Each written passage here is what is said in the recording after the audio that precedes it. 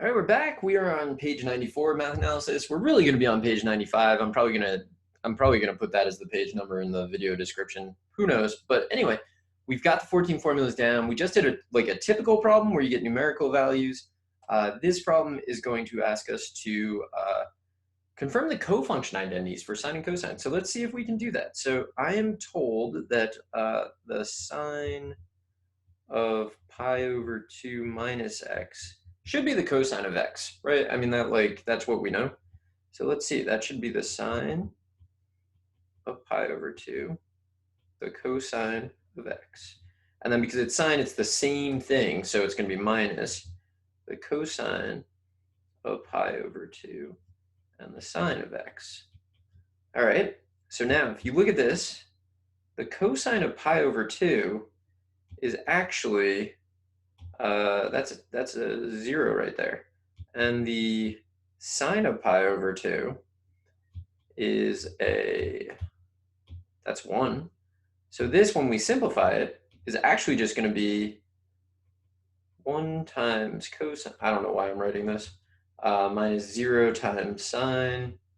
So it equals the cosine of x, which is exactly what we thought it would.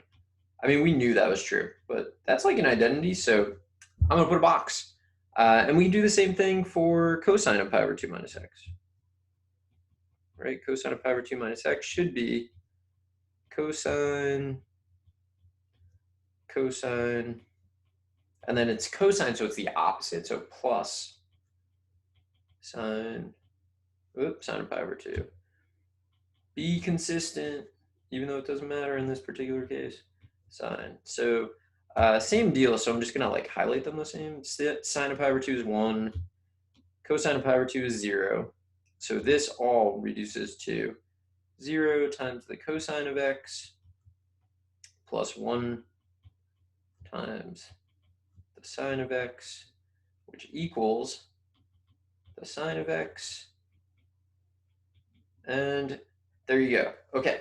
So those are our cofunction identities. Definitely true. We were able to use 14 formulas to show another way that they're true. We did it conceptually using the triangle, I think, and then we've seen tons of examples. So here are a few additional things that look really similar to that. And, we used to do these earlier in the course, and it was after 14 formulas, it makes so much sense to do them. And also it's you never have to wonder again.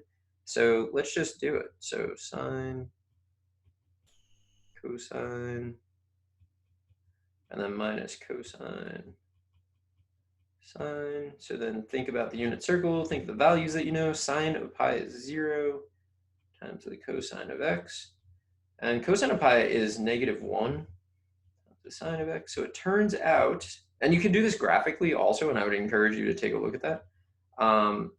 The sine of pi minus x is equal to the sine of x. So think about the line, draw your quadrants, and pick a line or something like this, and think about what happens, right? Pi minus x versus pi plus x. Work it out. You got this. I believe in you. Or pick values, whatever. Or just believe what we did. All of those are good ideas. Cosine plus sine. So this is one of the ways you use the formulas. Basically in the notes now, we're just going to talk about ways you can use these formulas. -1 times cosine plus 0 times sine. So we get negative cosine. I guess we're done. So I guess boxes are appropriate. Okay. And tangent of pi minus. So tangent of pi minus x. We already did sine of pi minus x, and we did cosine of pi minus x. So I'm actually just going to take the answers. Sine. So maybe I should write, oh, I was already writing it. Sine of pi minus x. So this is how I do these problems. I mean, I know the formulas for tangent, but I would much prefer, for whatever reason, it's not necessarily easier. It's just a preference. I would prefer to use the sine and cosine formulas. There we go. So that one, we had to do 2 initial things before we could do it, but we did it and we got it. So pretty nice. Let's see if we can do this. Write a formula for sine of 3a in terms of only the sine of a, and then use the formula to find the sine of 3 pi over 4. Let's see, so sine of 3a. I'm gonna do like the reverse of what we have done, right? We usually, like sine of 2a, we did the sine of a plus a. I'm gonna turn the sine of 3a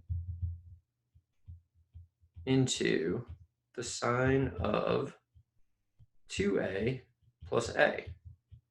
And then I can use my sum formula on that, right? So it's going to be the sine of 2a, the cosine of a, plus the cosine of 2a, the sine of a. So far, so good, I think. And then the sine of 2a is 2 sine a cosine a. And that's sine of 2a is 2 sine a cosine a, and then cosine a, plus the cosine of 2a. So I have three choices. I want my answer only in terms of sine of a, and so I'm thinking I should use cosine of 2a is 1 minus 2 sine squared. And the reason I made that choice is I want my final answer to only have sine in it, if I can make that happen. And I can if I make this choice right here, cosine of 2a. It's going to be 1 minus 2 sine squared. All right, so far so good. So now we got 2 sine a cosine squared of a plus a sine of a minus 2 sine cubed of a. Okay, I don't know. So far so good. You know, this year, I guess, earlier this year maybe, I actually did something where I had to come up with a formula like this and use it. And if I have time at some point in my life, perhaps I will share that with you. I was trying to find the roots of a cubic. And it was amazing. Like it was a tour of the history of math basically while I was doing it. So it was really cool. And when it gets to the point where we can understand it, maybe I'll come back in a video and explain what all was going on. So again, we're looking to get only sine. So cosine squared, we can turn into 1 minus sine squared, and then plus sine a minus 2 sine cubed of a. So finally-ish, if we collect like terms, I think we get 3 sine of a minus 4 sine cubed of a.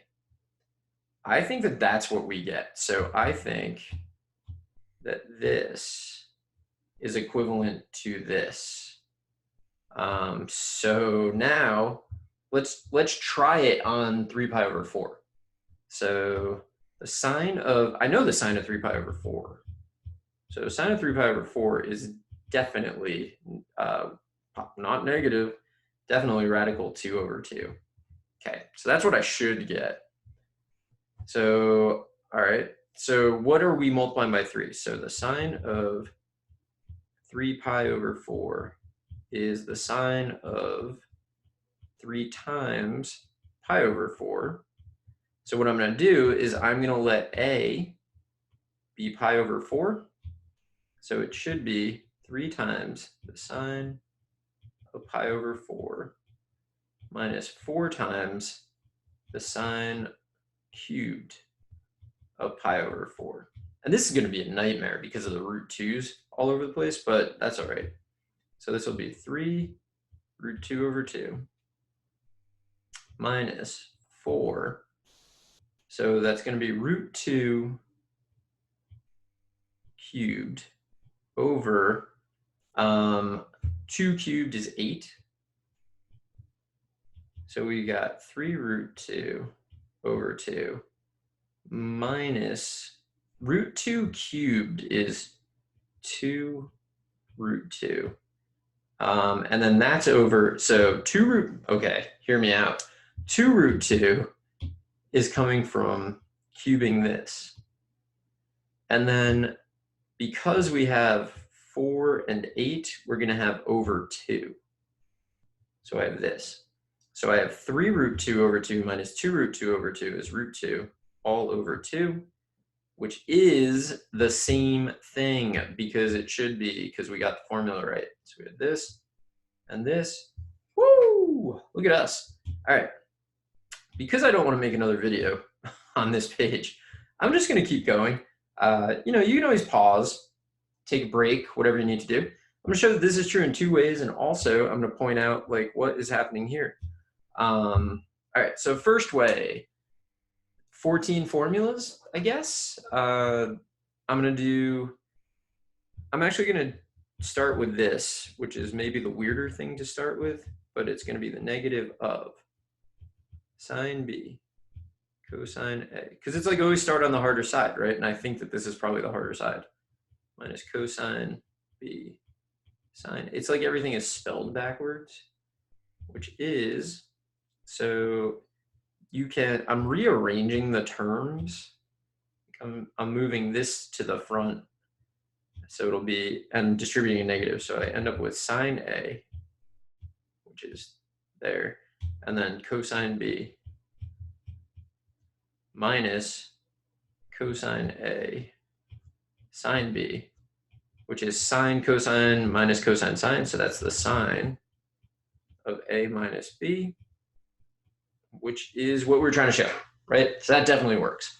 Another way you can do this is to use even and odd properties.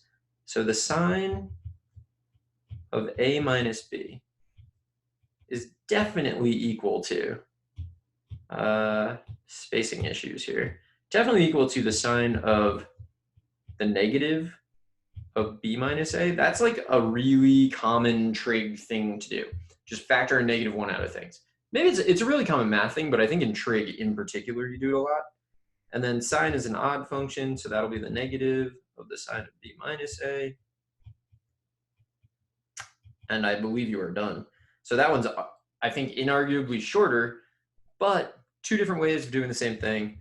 Always good to have multiple approaches. This one, so let's start with that fact. The cosine of B minus A is the same as the cosine of the negative of A minus B. And then cosine's an even function, so the cosine of negative of A minus B is the same as the cosine of A minus B, and you're done.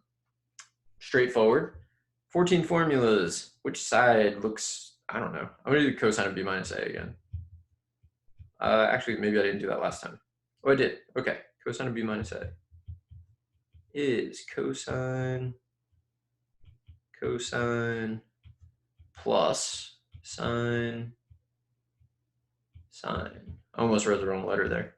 So we got this, and then this is the same as, I don't know why I feel compelled to do this, but let's make it, whenever you're not sure of something, just make it look exactly the way that you're familiar with. So I'm just rearranging a little bit, and you can see that these are the same, and then this will be cosine squared. No, it won't be. What am I doing? Oh, this just is a formula. Cosine of A minus B, which is what we want. There we go. So those are some like little identity type things that you can do. Here's a nice summary of the 14 formulas. You got to have them memorized. So make sure you have them memorized. We'll be back in the next video. We're going to do a lot of practice where I'm probably going to use a calculator for arithmetic because it's just terrible. But anyway, I will see you in the next video.